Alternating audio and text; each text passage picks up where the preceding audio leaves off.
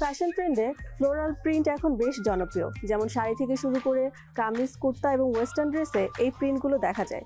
এই প্রিন্টের কারণে কাপড়গুলো আরও জনপ্রিয় এবং আকর্ষণীয় হয়ে ওঠে। যে কোনো বয়স অথবা যে কোনো শ্রেণীর মানুষ খুব সহজেই এগুলো পরতে পারে।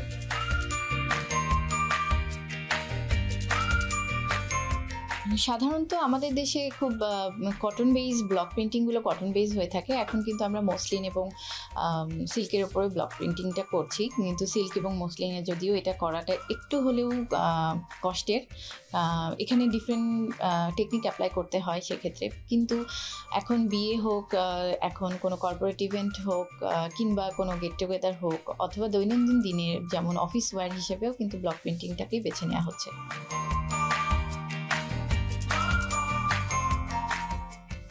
আমাদের দেশে মূলত এনভায়রনমেন্ট ফ্রেন্ডলি কাপড়টার এই প্রচলনটা আসলে বেশি, যেহেতু এখন ঋতুর পরিবর্তন হয়ে গেছে, জলবায়ুর পরিবর্তন হয়েছে, এখন গরমের সময়টা বেশি পাচ্ছি আমরা, সেই সাথে বৃষ্টিটা অনেক বেশি হচ্ছে।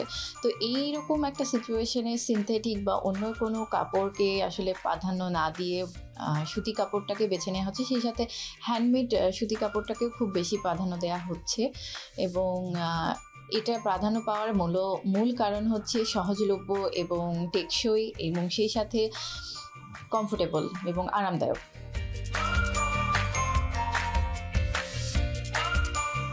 কর্পোরেট অ্যাটায়ার হিসেবে সুতি কাপড় খুবই প্রচলিত এখন, বিকজ এটার উপরে বিভিন্ন নকশা এবং বিভিন্ন প্যাটার্ন তৈরি করাটা সহজ হয় এবং দেখতেও ভালো লাগে, এনভায়রনমেন্ট ফ্রেন্ডলি হয়, এবং আমার মনে হয় যে এটা সবার কেনার সাধ্যের মধ্যেই থাকে। সবাই যেহেতু প্রতিদিনই মানুষকে বের হতে হয়, প্রতিদিনই কিছু না কিছু কাজে তাদেরকে বের হতে হয়, সো দৈনন্দিন কিন্তু অ্যাটায়ারগুলো অনেক বেশি প্রয়োজন হয়।